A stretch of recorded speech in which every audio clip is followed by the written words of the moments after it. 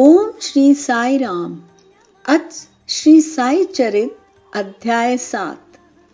श्री साई बाबा की प्रकृति, उनकी यौगिक क्रियाएं, उनकी सर्वव्यापकता, कुष्ठ रोगी की सेवा, खापड़े के पुत्र को प्लेग, पंढरपुर गमन, अद्भुत अवतार। श्री साई बाबा समस्त यौगिक क्रियाओं में पारंगत थे। 6 प्रकार की क्रियाओं के तो वे पूर्ण ज्ञाता थे। 6 क्रियाएं, जिनमें धोती एक 3 इंच चौड़े व 22.5 इंच लंबे कपड़े के भीगे हुए टुकड़े से पेट को स्वच्छ करना, खंड योग अर्थात अपने शरीर के अवयवों को पृथक पृथक कर उन्हें पुनः पूर्ववत जोड़ना, और समाधि आदि भी सम्मिलित हैं। यदि कहा जाए कि वे हिंदू थे तो आकृति से वे यवन से प्रतीत होते थे। कोई भी यह निश्चय पूर्वक नहीं कह सकता था कि वे हिंदू थे या यवन। वे हिंदुओं का रामनवमी उत्सव यथाविधि मनाते थे और साथ ही मुसलमानों का चंदनोत्सव भी। वे उत्सव में दंगलों को प्रोत्साहन तथा विजेताओं को पर्याप्त पुरस्कार देते थे। गोकुल अष्टमी को वे गोपाल काला उत्सव भी बड़ी धूमधाम से मनाते थे। ईद के दिन वे मुसलमानों को मस्जिद में नमाज पढ़ने के लिए आमंत्रित किया करते थे। एक समय मुहर्रम के अवसर पर मुसलमानों ने मस्जिद में ताजिए बनाए तथा कुछ दिन वहां रखकर फिर जुलूस बनाकर गांव से निकालने का कार्यक्रम रचा। श्री साई बाबा ने केवल 4 दिन ताजियों को वहां रखना दिया और बिना किसी राग द्वेष के 5वें दिन वहां से हटवा दिया। यदि कहें कि वे यवन थे तो उनके कान हिंदुओं की रीति के अनुसार छिदे हुए थे, और यदि कहें कि वे हिंदू थे तो वे सुनता कराने के पक्ष में थे। नाना साहब चांदोरकर, जिन्होंने उनको बहुत समीप से देखा था, उन्होंने बतलाया कि उनकी सुन्नत नहीं हुई थी। साई लीला पत्रिका श्री बी.वी. देव द्वारा लिखित शीर्षक बाबा यवन की हिंदू, पृष्ठ 562 देखो। यदि कोई उन्हें हिंदू घोषित करे तो वे सदा मस्जिद में निवास करते थे, और यदि अवन कहें तो वे सदा वहां धूनी प्रज्वलित रखते थे तथा अन्य कर्म जो कि इस्लाम धर्म के विरुद्ध हैं, जैसे चक्की पीसना, शंख तथा घंटानाद, होम आदि कर्म करना, अन्नदान और अर्घ्य द्वारा पूजन आदि सदैव वहां चलते रहते थे। यदि कोई कहे कि वे यवन थे तो कुलीन ब्राह्मण और अग्निहोत्री भी अपने नियमों का उल्लंघन कर सदा उनको साष्टांग नमस्कार किया करते थे। जो उनके स्वदेश का पता लगाने गए, उन्हें अपना प्रश्न ही विस्मृत हो गया और वे उनके दर्शन मात्र से मोहित हो गए। अस्तु इसका निर्णय कोई न कर सका कि यथार्थ में साई बाबा हिंदू थे या यवन। इसमें आश्चर्य ही क्या है? जो अहम व इंद्रियजन्य सुखों को तिलांजलि देकर ईश्वर की शरण में आ जाता है तथा जब उसे ईश्वर के साथ अभिन्नता प्राप्त हो जाती है, तब उसकी कोई जाति पाति नहीं रह जाती। इसी कोटि में श्री साई बाबा थे। वे जातियों और प्राणियों में किंचित मात्र भी भेदभाव नहीं रखते थे। फकीरों के साथ वे आमिष और मछली का सेवन भी कर लेते थे। कुत्ते भी उनके भोजन पात्र में मुंह डालकर स्वतंत्रता पूर्वक खाते थे, परंतु उन्होंने कभी कोई भी आपत्ति नहीं की। ऐसा अपूर्व और अद्भुत श्री साई बाबा का अवतार था। गत जन्मों के शुभ संस्कारों के परिणाम स्वरूप मुझे भी उनके श्री चरणों के समीप बैठने और उनका सत्संग लाभ उठाने का सौभाग्य प्राप्त हुआ। मुझे जिस आनंद व सुख का अनुभव हुआ, उसका वर्णन मैं किस प्रकार कर सकता हूं। यथार्थ में बाबा अखंड सच्चिदानंद थे। उनकी महानता और अद्वितीयता का बखान कौन कर सकता है। जिसने उनके श्री चरण कमलों की शरण ली, उसे साक्षात्कार की प्राप्ति हुई। अनेक सन्यासी, साधक और अन्य मुमुक्षु जन भी श्री साईं बाबा के पास आया करते थे। बाबा भी सदैव उनके साथ चलते फिरते, उठते बैठते, उनसे वार्तालाप कर उनका चित्रंजन किया करते थे।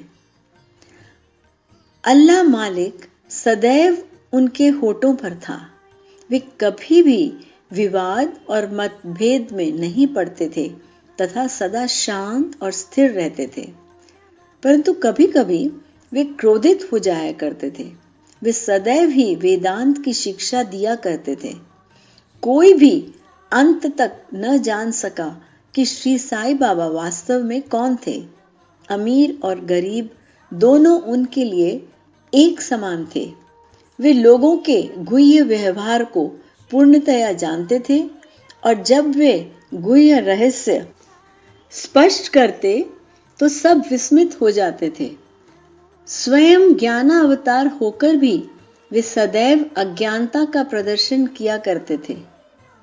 उन्हें आदर सत्कार से सदैव अरुचि थी। इस प्रकार का श्री साईं बाबा का वैशिष्ट्य था। थे तो वे शरीरधारी, परंतु कर्मों से उनकी ईश्वरीयता स्पष्ट झलकती थी। शिरडी के सकल नर नारी उन्हें पर ब्रह्म भी मानते थे। विशेष पहला, श्री साईं बाबा के एक अंतरंग भक्त महालसापति, जो कि बाबा के साथ मस्जिद तथा चावड़ी में शयन करते थे, उन्हें बाबा ने बतलाया था कि मेरा जन्म पाथर्डी के एक ब्राह्मण परिवार में हुआ था। मेरे माता पिता ने मुझे बाल्यावस्था में ही एक फकीर को सौंप दिया था। जब यह चर्चा चल रही थी, तभी पाथर्डी से कुछ लोग वहां आए। तब बाबा ने उनसे कुछ लोगों के संबंध में पूछताछ भी की। दूसरा, श्रीमती काशीबाई कानेटकर, पूना की एक प्रसिद्ध विदुषी महिला ने साई लीला पत्रिका भाग 2 1934 के पृष्ठ 69 पर अनुभव नंबर 5 में प्रकाशित किया है कि बाबा के चमत्कारों को सुनकर हम लोग अपनी ब्रह्मवादी संस्था की पद्धति के अनुसार विवेचन कर रहे थे। विवाद का विषय था कि श्री साईं बाबा ब्रह्मवादी हैं या वाम मार्गी। कालांतर में जब मैं शिरडी को गई तो मुझे इस संबंध में अनेक विचार आ रहे थे। जैसे ही मैंने मस्जिद की सीढ़ियों पर पैर रखा कि बाबा उठकर सामने आ गए और अपने हृदय की ओर संकेत कर मेरी ओर घूरते हुए क्रोधित हो बोले, यह ब्राह्मण है, शुद्ध ब्राह्मण, इसे वाम मार्ग से क्या प्रयोजन। यहां कोई भी यवन प्रवेश करने का दुस्साहस नहीं कर सकता और न ही वह करे। पुनः अपने हृदय की ओर अंगित करते हुए बोले, यह ब्राह्मण लाखों मनुष्यों का पथ प्रदर्शन कर सकता है और उनको अप्राप्य वस्तु की प्राप्ति करा सकता है। यह ब्राह्मण की मस्जिद है। मैं यहां किसी वाम मार्गी की छाया भी न पड़ने दूंगा। बाबा की प्रकृति। मैं मूर्ख जो हूं, श्री साईं बाबा की अद्भुत लीलाओं का वर्णन नहीं कर सकता। शिरडी के प्राय समस्त मंदिरों का उन्होंने जीर्णोद्धार किया। श्री तात्या पाटिल के द्वारा शनि, गणपति, शंकर, पार्वती, ग्राम्य देवता और हनुमान जी आदि के मंदिर ठीक करवाए। उनका दान भी विलक्षण था। दक्षिणा के रूप में जो धन एकत्रित होता था, उसमें से वे किसी को 20 रुपए, किसी को 15 रुपए या किसी को 50 रुपए, इसी प्रकार प्रतिदिन स्वच्छंदता पूर्वक वितरण कर देते थे। प्राप्तिकर्ता उसे शुद्ध दान समझता था और बाबा की भी सदैव यही इच्छा थी कि उसका उपयुक्त रीति से व्यय किया जाए। बाबा के दर्शन से भक्तों को अनेक प्रकार का लाभ पहुंचता था। अनेकों निष्कपट और स्वस्थ बन गए। दुष्ट आत्मा पुण्यात्मा में परिणत हो गए। अनेकों कुष्ठ रोग से मुक्त हो गए और अनेकों को मनोवांछित फल की प्राप्ति हो गई। बिना कोई रस या औषधि सेवन किए बहुत से अंधों को पुनः दृष्टि प्राप्त हो गई। पंगुओं की पंगुता नष्ट हो गई। कोई भी उनकी महानता का अंत न पा सका। उनकी कीर्ति दूर दूर तक फैलती गई और भिन्न भिन्न स्थानों से यात्रियों के झुंड शिरडी आने लगे। बाबा सदा धूनी के पास ही आसन जमाए रहते और वहीं विश्राम किया करते थे। वे कभी स्नान करते और कभी स्नान किए बिना ही समाधि में लीन रहते थे। वे सिर पर एक छोटी सी साफी, कमर में एक धोती और तन ढकने के लिए एक अंगरखा धारण करते थे। प्रारंभ से ही उनकी वेशभूषा इसी प्रकार थी। अपने जीवन काल के पूर्वार्ध में वे गांव में चिकित्सा कार्य भी किया करते थे। रोगियों का निदान कर उन्हें औषधि भी देते थे और उनके हाथ में अपरिमित यश था। इस कारण से वे अल्प काल में ही योग्य चिकित्सक विख्यात हो गए। यहाँ केवल एक ही घटना का उल्लेख किया जाता है जो बड़ी विचित्र सी है। विलक्षण नेत्र चिकित्सा। एक भक्त की आंखें बहुत लाल हो गई थी। उन पर सूजन भी आ गई थी। शिरडी सरीखे छोटे ग्राम डॉक्टर कहाँ? तब भक्तगण ने रोगी को बाबा के समक्ष उपस्थित किया। इस प्रकार की पीड़ा में डॉक्टर प्रायः लेप, मरहम, अंजन, गाय का दूध तथा कपूर युक्त औषधियों को प्रयोग में लाते हैं, पर बाबा की औषधि तो सर्वथा ही भिन्न थी। उन्होंने भिलावा पीसकर उसकी 2 गोलियां बनाई और रोगी के नेत्रों में एक एक गोली चिपकाकर कपड़े की पट्टी से आंखें बांध दी। दूसरे दिन पट्टी हटाकर नेत्रों के ऊपर जल के छींटे छोड़ गए। सूजन कम हो गई और नेत्र प्रायः निरोग हो गए। नेत्र शरीर का एक अति सुकोमल अंग है, परंतु बाबा की औषधि से कोई हानि नहीं पहुंची, वरन नेत्रों की व्याधि दूर हो गई। इस प्रकार अनेक रोगी निरोग हो गए। ये घटना तो केवल उदाहरण स्वरूप ही यहाँ लिखी गई है। बाबा की यौगिक क्रियाएं। बाबा को समस्त यौगिक प्रयोग और क्रियाएं ज्ञात थीं। उनमें से केवल 2 का ही उल्लेख यहाँ किया जाता है। पहला, धौती क्रिया, आंते स्वच्छ करने की क्रिया। प्रति तीसरे दिन बाबा मस्जिद से पर्याप्त दूरी पर एक वट वृक्ष के नीचे किया करते थे। एक अवसर पर लोगों ने देखा कि उन्होंने अपनी आंतों को उदर के बाहर निकालकर उन्हें चारों ओर से स्वच्छ किया और समीप के वृक्ष पर सूखने के लिए रख दिया। शिरडी में इस घटना की पुष्टि करने वाले लोग अभी भी जीवित हैं। उन्होंने इस सत्य की परीक्षा भी की थी। साधारण धौती क्रिया एक 3 इंच चौड़े व 22.5 फुट लंबे गीले कपड़े के टुकड़े से की जाती है। इस कपड़े को मुंह के द्वारा उदर में उतार लिया जाता है तथा उसे लगभग आधा घंटे तक रखे रहते हैं ताकि उसका पूरा प्रभाव हो जावे। तत्पश्चात उसे बाहर निकाल लेते हैं। पर बाबा की तो ये धौती क्रिया सर्वथा विचित्र और असाधारण ही थी। दूसरा, खंड योग। एक समय बाबा ने अपने शरीर के अवयव पृथक पृथक कर मस्जिद के भिन्न भिन्न स्थानों में बिखेर दिए।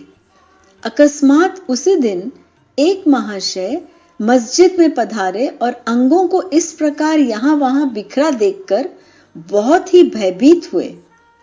पहले उनकी इच्छा हुई कि लौटकर ग्राम अधिकारी के पास ये सूचना भिजवा देनी चाहिए कि किसी ने बाबा का खून कर उनके टुकड़े टुकड़े कर दिए हैं, परंतु सूचना देने वाला ही पहले पकड़ा जाता है, ये सोचकर वे मौन रहे।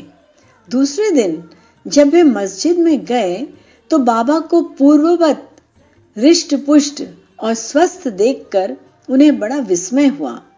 उन्हें ऐसा लगा कि पिछले दिन जो दृश्य देखा था वह कहीं स्वप्न तो नहीं था। बाबा बाल्यकाल से ही यौगिक क्रियाएं किया करते थे और उन्हें जो अवस्था प्राप्त हो चुकी थी उसका सत्य ज्ञान किसी को भी नहीं था। चिकित्सा के नाम से उन्होंने कभी किसी से एक पैसा भी स्वीकार नहीं किया। अपने उत्तम लोकप्रिय गुणों के कारण उनकी कीर्ति दूर दूर तक फैल गई। उन्होंने अनेक निर्धनों और रोगियों को स्वास्थ्य प्रदान किया। इस प्रसिद्ध डॉक्टरों के डॉक्टर, मसीहों के मसीहा ने कभी अपने स्वार्थ की चिंता न कर अनेक विघ्नों का सामना किया तथा स्वयं असहनीय वेदना और कष्ट सहन कर सदैव दूसरों की भलाई की और उन्हें विपत्तियों में सहायता पहुंचाई। वे सदा पर कल्याणार्थ चिंतित रहते थे। ऐसी ही एक घटना नीचे लिखी जाती है जो उनकी सर्वव्यापकता तथा महान दयालुता की द्योतक है। बाबा की सर्वव्यापकता और दयालुता। सन 1910 में बाबा दिवाली के शुभ अवसर पर धूनी के समीप बैठे हुए अग्नि ताप रहे थे तथा साथ ही धूनी में लकड़ी भी डालते जा रहे थे। धूनी प्रचंडता से प्रज्वलित थी। कुछ समय पश्चात उन्होंने लकड़ियां डालने के बदले अपने हाथ धूनी में डाल दिया। हाथ बुरी तरह से झुलस गया। नौकर माधव तथा माधवराव देशपांडे ने बाबा को धूनी में हाथ डालते देखकर तुरंत दौड़कर उन्हें बलपूर्वक पीछे खींच लिया। माधवराव ने बाबा से कहा, देवा, आपने ऐसा क्यों किया?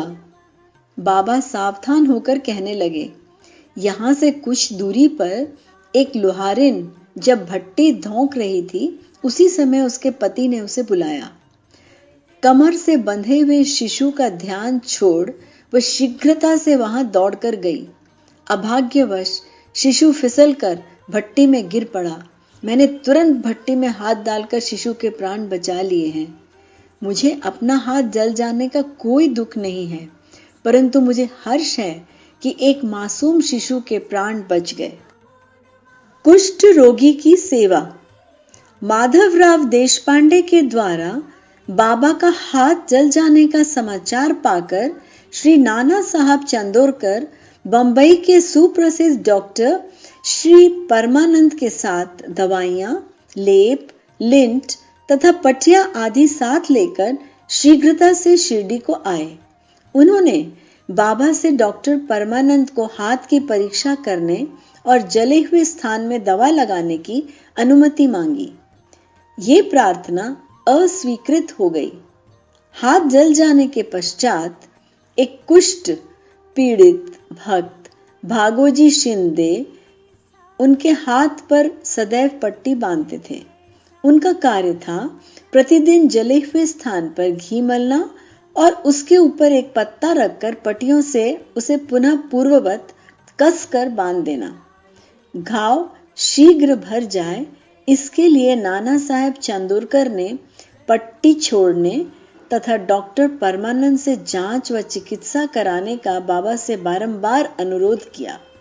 यहाँ तक कि डॉक्टर परमानंद ने भी अनेक बार प्रार्थना की, परंतु बाबा ने ये कहते हुए टाल दिया कि केवल अल्लाह ही मेरा डॉक्टर है।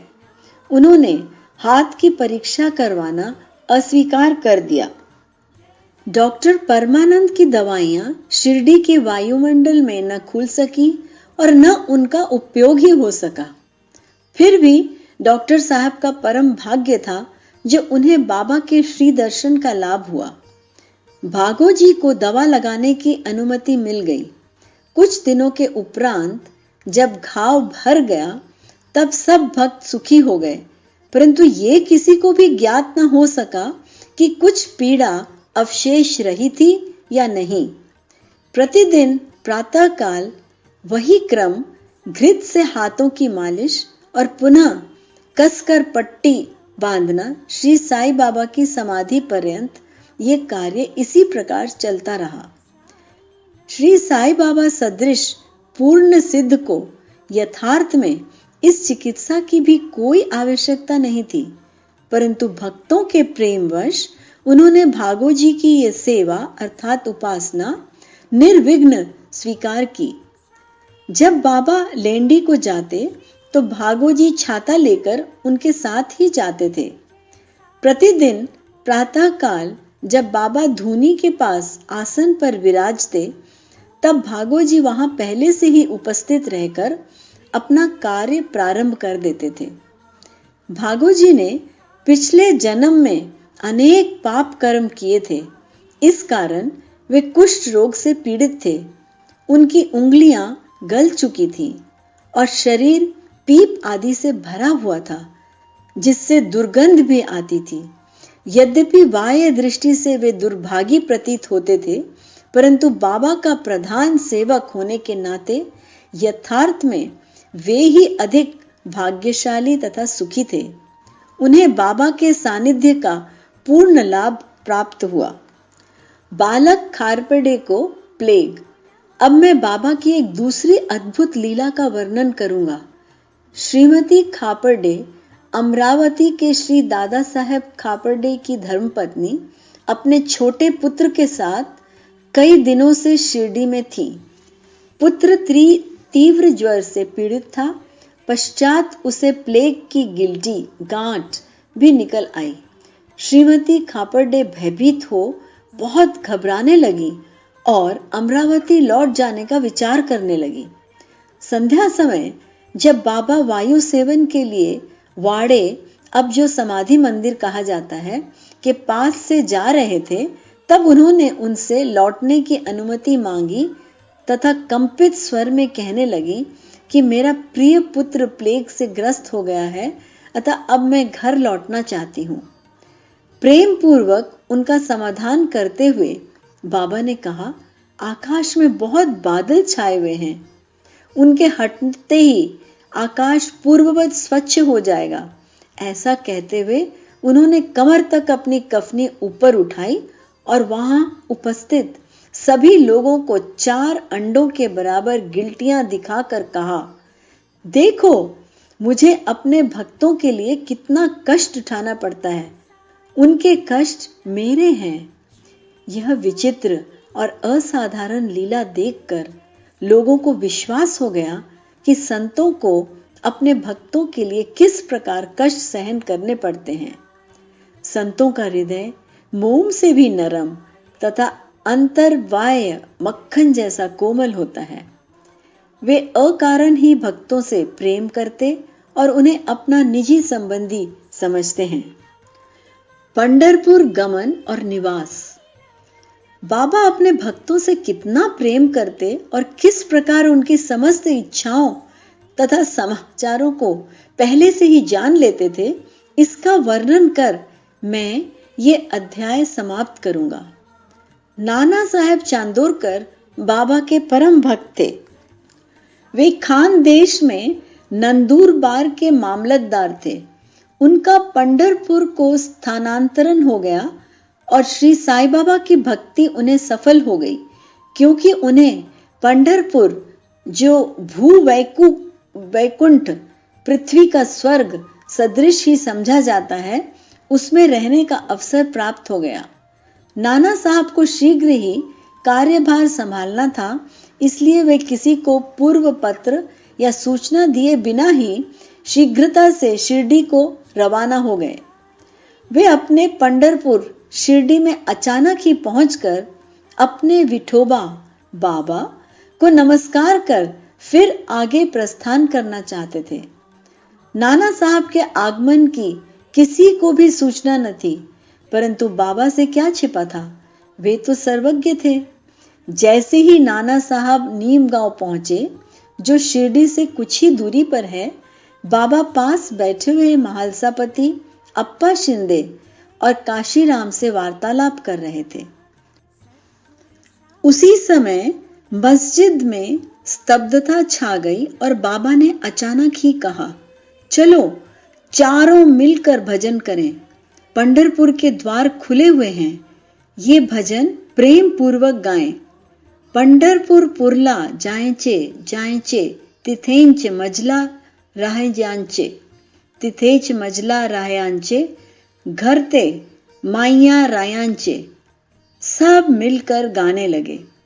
भावार्थ, मुझे पंढरपुर जाकर वहीं रहना है, क्योंकि वह मेरे स्वामी ईश्वर का घर है। बाबा गाते जाते और भक्तगण उसे दोहराते जाते थे। कुछ समय में नाना साहब ने वहां सह कुटुंब पहुंचकर बाबा को प्रणाम किया। उन्होंने बाबा से पंढरपुर को साथ पधारने तथा वहां निवास करने की प्रार्थना की। पाठकों, अब इस प्रार्थना की आवश्यकता ही कहां थी? भक्तगण ने नाना साहब को बतलाया कि बाबा पंढरपुर निवास के भाव में पहले ही से हैं। ये सुनकर नाना साहब द्रवित हो श्री चरणों पर गिर पड़े और बाबा की आज्ञा, उदी तथा आशीर्वाद प्राप्त कर वे पंढरपुर को रवाना हो गए। बाबा की कथाएं अनंत हैं। अन्य विषय जैसे मानव जन्म का महत्व, बाबा का भिक्षा वृत्ति पर निर्वाह, बाईजाबाई की सेवा तथा अन्य कथाओं को अगले अध्याय के लिए शेष रखकर अब मुझे यहाँ विश्राम करना चाहिए। श्री सद्गुरु साईनाथ अर्पणम अस्तु। शुभम भवतु।